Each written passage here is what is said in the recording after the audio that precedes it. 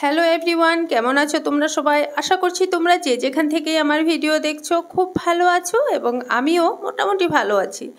গলার ভয়েসে নিশ্চয় বুঝে গেছো শরীরটা অত একটা ঠিক না, একটু জ্বর সর্দি হয়ে যাচ্ছে, ওয়েদারটাও ঠিক না, ঠান্ডা পড়েছে খুব। যাই হোক, আজ আমি একটা মাছের রেসিপি তোমাদের সাথে শেয়ার করছি, যেটা আমি সিমের বিচি দিয়ে করছি। আর সিমের বিচি দিয়ে মাছের অনেক কয়েকটা রেসিপি আমি শেয়ার করেছি তোমাদের সাথে, তবে আজ আমি বড় মাছ দিয়ে করছি। তো দেখো, সিমের বিচিগুলো আমি খোসা ছাড়িয়ে নিয়েছিলাম, কাল রাতে ভিজিয়ে রেখেছিলাম, এই যে দেখো। আর সাথে নিয়েছি পেঁয়াজ কুচি, আর টমেটো কুচি, লঙ্কা আর রসুন কুচি। আর এখানে মাছটা ধুয়ে পরিষ্কার করে রেখেছি। আর এখানে একটা সসপ্যানে আমি নুন দিয়ে একটু জল বসিয়ে দিয়েছি। জলটা একটু যখন গরম হবে তখনই সিমের বিচিগুলো এখানে দিয়ে দেবো। 5 মিনিটের মধ্যে সিমের বিচিগুলো ভালো করে সিদ্ধ হয়ে যায়, কিন্তু তোমাদেরকে আমি একটা তুলেও দেখাবো কতটুখানি সিদ্ধ হয়েছে। দেখো, ভালো মতনই সিদ্ধ হয়ে গেছে। এবার একটা ছাঁকনিতে সিমের বিচিগুলো আমি ঢেলে দেবো, এতে করে এক্সট্রা জলটা ঝরে যাবে, সেই জলটা আমার প্রয়োজন পড়বে না আর। এবার একটা কড়াইতে আমি তেল দিয়ে মাছটা ভেজে নেব। এবার যে পেঁয়াজ টমেটোটা নিয়েছিলাম কেটে, সেখানে আমি নুন, হলুদ, লঙ্কার গুঁড়ো দিয়েছি, আর একটু কাঁচা সরষের তেল দিলাম। এবার ঝালটা তোমরা তোমাদের খুশি মতন দিয়ে দিও, ঝাল অনেকে কম বেশি যে যেরকম খাও। এবার ধনেপাতা দিয়ে ভালো করে হাত দিয়ে কষিয়ে কষিয়ে মেখে নেব এটাকে। যত ভালো করে এটা মাখা হবে ততই কিন্তু রান্নাটার স্বাদ বাড়বে। এবার সেদ্ধ করে রাখা ছিমের বিচিগুলো দিয়ে দিলাম। এবার আলতো করে শুধু মিশিয়ে নেব। এবার কষিয়ে মাখতে গেলে ছিমের বিচিগুলো ভেঙে যাবে।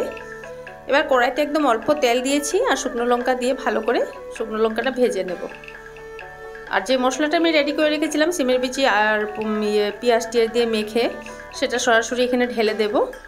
আর যে কড়াইতে মাছটা ভাজছিলাম সেখানেই কিন্তু এই মশলাটা দিয়ে দিলে হয়, কিন্তু আমার ওই যে কড়াইতে মাছ ভাজছিলাম না, সে কড়াইটা একটু ছোট, তাই আমি এক্সট্রা করে কড়াই নিয়েছি। তো দুটো কড়াই না ভরাইলেও হয়। এবার ভাজা মাছগুলো আমি একে একে এখানে দিয়ে দেব।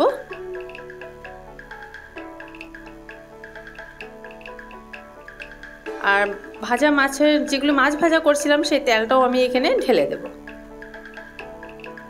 আর এই রান্নাটা এত টেস্টি হয় খেতে, তোমরা একবার বাড়িতে বানিয়ে দেখবে, খুব ভালো হয় কিন্তু। আর আমার তো এই সিজনে সিমের বিচি দিয়ে মাছের নানান রকমের রেসিপি আমি করতে থাকি বাড়িতে। শুটকি দিয়েও করি, আর চিংড়ি মাছ দিয়েও করি, বড় মাছ ছোট মাছ সব কিছু দিয়ে করি। আর আমার চ্যানেলে সিমের বিচি দিয়ে মাছের অনেক কয়টা রেসিপি দেওয়া আছে, তোমাদেরকে একটু ক্লোজ আপ দেখিয়ে দিচ্ছি এবার। এই যে দেখো, খুব সুন্দর করে কষিয়ে নিতে হবে, মোটামুটি 5 মিনিট খানিক এই মশলার সাথে সিমের বিচির সাথে মাছটা কষিয়ে নিতে হবে। 5 মিনিট পর তারপর তোমাদের প্রয়োজন মতো একটু একটু জল দেবে। যদি তোমরা কেউ ঝোল খেতে চাও তবে কিন্তু ঝোলও করতে পারো, বাট আমি ঝোলটা অত একটা পছন্দ করি না, শুকনো শুকনোটাই আমার ভালো লাগে, তাই আমি একদম অল্প করে জল দিয়েছি। সেটা আমি ঢেকে রেখে দেবো, একটু পরে একদম পুরো শুকিয়ে যাবে, কিন্তু এটা ঝোলও খাওয়া যায়, ঝোলও খেতে কিন্তু দারুণ লাগে। এবার আমি গ্যাসের ফ্লেমটা একদম কম করে দেবো, কম করে দিয়ে ঢেকে রেখে দেবো। 5 মিনিটের জন্য ঢাকা দিয়ে দেবো। এবার আমি তোমাদেরকে 5 মিনিট পর দেখাচ্ছি। এই যে দেখো, 5 মিনিট পর একেবারে গায়ে মাখা হয়ে গেছে, একদম ঝোলও নেই আর একেবারে শুকিয়েও যায়নি, ঠিক এই রকমটাই হতে হবে। এইটা বেশি টেস্টি হয় খেতে। আর ঝোলটাও তোমরা চাইলে করতে পারো, অনেকে কিন্তু ঝোল পছন্দ করে, অনেকে পছন্দ করে, আমার খুব একটা ভালো লাগে না ঝোল। আমি মাছের ঝোলও অনেক কম পছন্দ করি, মাছের সবসময় আমি শুকনো আইটেমটাই পছন্দ করি। এবার মাছগুলো আমি একটা একটা করে পাল্টে দেব।